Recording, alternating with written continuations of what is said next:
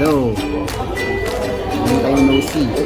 Ngayon na lang rin nakapag-upload ng video. Okay, mga kape, tips.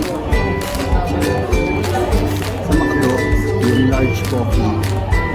Alam mo kung alam nyo or kung yan na nakakaalam. Free refill. Bibili ka lang ng large coffee. So, ang idea is order kami number 1. Tapos isang large coffee. Tapos mag-request na baso. So, pagka timpla mo, cheers. Pwede mo na salin. Pagkasalin, pwede ka nang mag-request ng refill. Mas matakaw sa mga kape.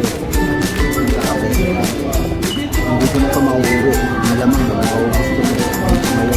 Pero most of the time, nilalagay ko sa lalagyan. Meron na ako pang kape sa bahay. At yung free refill mo, pwede ka pang mag-request ng